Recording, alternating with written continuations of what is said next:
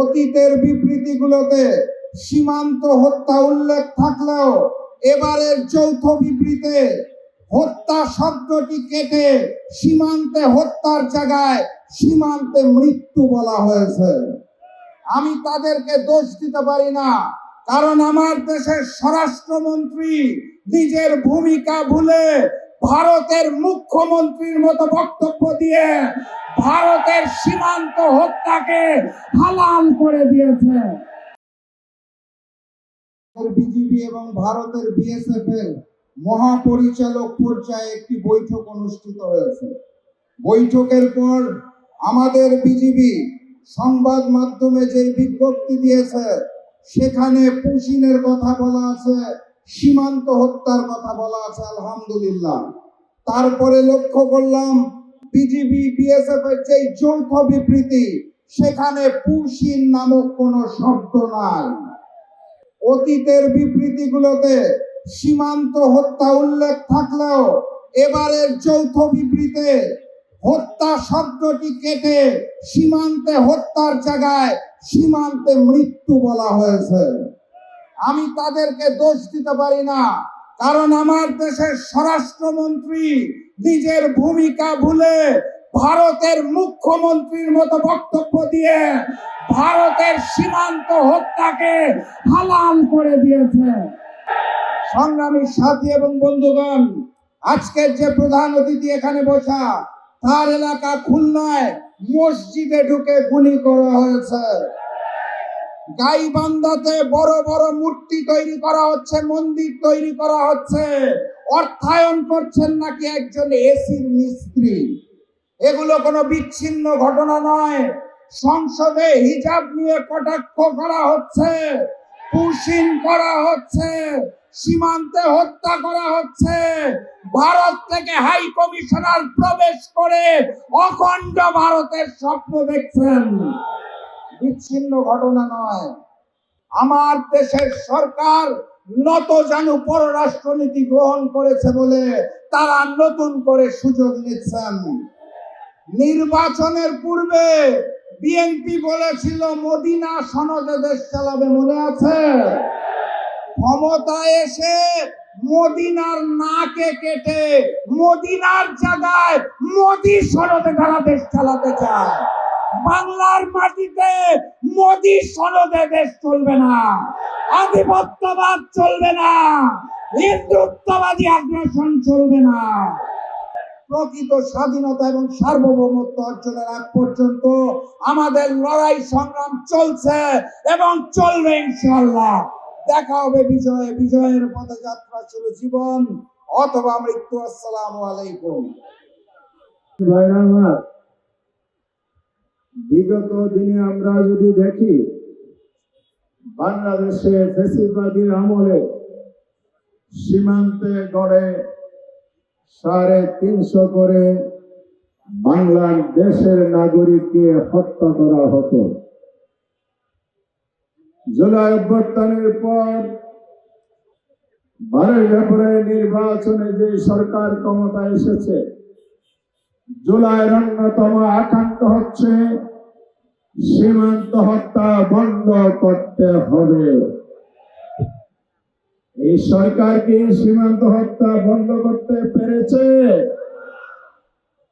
3 মাস সরকারের সময় অতিবাহিত হয়েছে, সীমান্তে 19 জন বাংলাদেশের নাগরিককে হত্যা করা হয়েছে, 41 জনকে গুলিবিদ্ধ করা হয়েছে।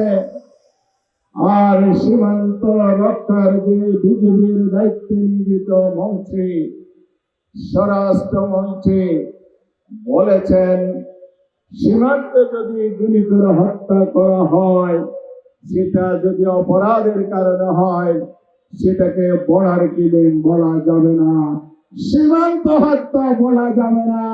ধিক্কার বাংলাদেশের এই প্রধানমন্ত্রীকে, বাংলাদেশের স্বরাষ্ট্রমন্ত্রীকে। ওনাদের উচিত ছিল বাংলাদেশের জনগণের বক্তব্যের প্রতিধ্বনিত হওয়া। ওনারা প্রতিধ্বনিত করলেন ভারতের বয়ানকে। সুতরাং আমরা বলতে চাই, এতই যদি ভারত প্রীতি আপনাদের মনে লালন করেন, ওই পারে গিয়ে অন্তত মুখ্যমন্ত্রী হতে পারেন কিনা চেষ্টা করে দেখুন। বাংলাদেশের মন্ত্রিত্ব দায়িত্ব পালন আপনাদের সীমা পায় না। সংগ্রামী ভাইরা আমার, গতকাল সংসদে সীমান্তে প্রশ্নের জন্য আলোচনার এজেন্ডা ছিল। আমরা জানি না কোন কালা হাতের ইশারায় এই আলোচনা স্থগিত করা হয়েছে। বাংলাদেশের জনগণ বিজেপির সাথে পোষণ প্রতিহত করছে, আর পার্লামেন্টের সরকার পোষণের আলোচনা করতে দিচ্ছে না। তাহলে সংসদ কেন দরকার আমাদের? পার্লামেন্টে ভেঙে দেন। আপনারা ব্যর্থ হয়েছেন, স্বীকার করে নেন। জনগণে এদেশের সীমানা রক্ষার জন্য এগিয়ে যাবে। শেষ কথা বলতে চাই, ভাইরা আমার, সাপুরিয়া সাপ পায়, আর সেই পোষিত দুধ কলা দিয়ে পোষা সাপে সাপুরিয়াকে দংশন করে মৃত্যু কোলে ঠেলে দেয়। আজকে যাদেরকে ভারত বাংলাদেশের তাদের তল্পিবাহক, তাদের সেই কি বলে প্রধানত তাদের অনুগত সরকার হিসাবে পুষতে এই সরকারের হোশ হচ্ছে না। যে সাপুরিয়া পালছে সেই সাপুরিয়া তাকে যেমন মারে। এই ভারত আপনাদের বন্ধু নয়, আপনাদেরকে দুধ গোলা দিয়ে পড়ছে। জামাত ইসলামী এবং 11 দলকে ক্ষমতায় আসতে না দিয়ে ক্ষমতায় বসিয়েছে বাংলাদেশের স্বার্থের জন্য নয়, ভারতের স্বার্থ রক্ষার জন্য। সবার জন্য অপেক্ষা করুন, পরিণতি কি হয় আপনারা দেখতে পারবেন। আমি আর কথা বাড়াচ্ছি না, সবাইকে প্রধানমন্ত্রীর বক্তব্য শুনে এবং আমরা যে মিছিল করব যে ডাক দিয়েছি সেই মিছিল সফল করার জন্য উদাত্ত আহ্বান জানিয়ে আমার বক্তব্য শেষ করছি। সবাইকে ধন্যবাদ।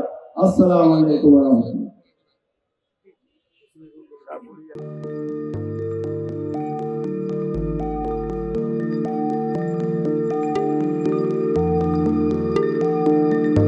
পহেলা জানুয়ারি 2026 ইউটিউব জার্নালিজমের অগ্রদূত changeTV.press সংগ্রাম মুখর 7 বছর পেরিয়ে পা রাখলো গৌরবান্বিত 8 বছরে। এই আনন্দ প্রহরে সবাইকে নিরন্তর শুভেচ্ছা।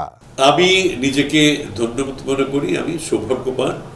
চেঞ্জ টিভির পক্ষ থেকে আমার সাক্ষাৎকার নেওয়ার জন্য তারা আসছেন এবং চেঞ্জ টিভি দীর্ঘ 8 বছর ধরে এই কাজগুলি করছে। আমি তারা অনেক ভালো কাজ করেছেন, দেশের মানুষের সুখ দুঃখের কথা প্রত্যক্ষ তুলে ধরছেন। আমার আশা থাকবে চেঞ্জ টিভি সামনের দিকে উত্তরোত্তর আরো সমৃদ্ধ হবে। একটাই শুধু আমাদেরকে উপদেশ দিতে চাই তাদের কাছে, সেটা হচ্ছে সত্য কথাটা মানুষের সামনে তুলে ধরা, মানুষের ভিতরে কি চায় তাদেরটা তুলে ধরা, মানুষের প্রত্যাশা তুলে ধরা এবং মানুষের মধ্যে এই যে দেশাত্মবোধটা এবং সত্যবাদীটা এটা জাগরণ করে চেঞ্জ টিভি সামনের দিকে এগিয়ে যাবে। এবং যারা দেশের কথা চিন্তা করে এবং দলমত নির্বিশেষে যে লোকগুলো আছে তারা দেশের কথা চিন্তা করে, দেশের উন্নয়নের কথা চিন্তা করে, কোনো পক্ষপাতিত্ব করে না, তাদের বক্তব্য দেশের মানুষের তুলে ধরা, এই কাজগুলি সামনে এগিয়ে নিয়ে যাবে, এটা আমাদের প্রত্যাশা। অনেক ধন্যবাদ আপনাদেরকে, দেশবাসীকে, দেশবাসী সবাইকে আমি ধন্যবাদ জানাচ্ছি। changeTV.press এক ফোঁটা হলুদও নেই। আমরা শুধু আপনাদের কাছে একটাই আবেদন করব, মিথ্যার পিছনে দৌড়বেন না, সত্যকে ধারণ করেন, সত্যকে জনগণের কাছে তুলে ধরেন। সেটা যতই কঠিন হোক না কেন পিছপা হবেন না, ভয়ের কোনো কারণ নাই।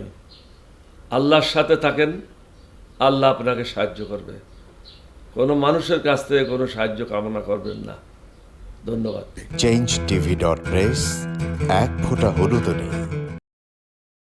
হ্যাঁ, চেঞ্জ টিভি আমি বিশেষ কারণে দেখি সুযোগ পেলে, বিশেষ করে তোমার অনুষ্ঠানটা যখন হয় আগে পরে আমি দেখে থাকি, ভালো লাগে, উপস্থাপনা ভালো, মোটামুটি সব কিছু ভালো। আমি তাদের শুভকামনা করি এবং চেঞ্জ টিভি আমি আশা করি সবসময় নিরপেক্ষ, যেহেতু এই চেঞ্জ টিভিটা সংবাদ প্রচারের একটা মাধ্যম, সুতরাং সঠিক সংবাদটাই চেঞ্জ টিভি প্রচার করবে, এটাই আমার কামনা থাকবে তাদের কাছে, সেই সঙ্গে আমার শুভেচ্ছা থাকবে। changetv.press এক ফোঁটা হলুদও নেই। সুপ্রিয় দর্শক, এই চেঞ্জ টিভি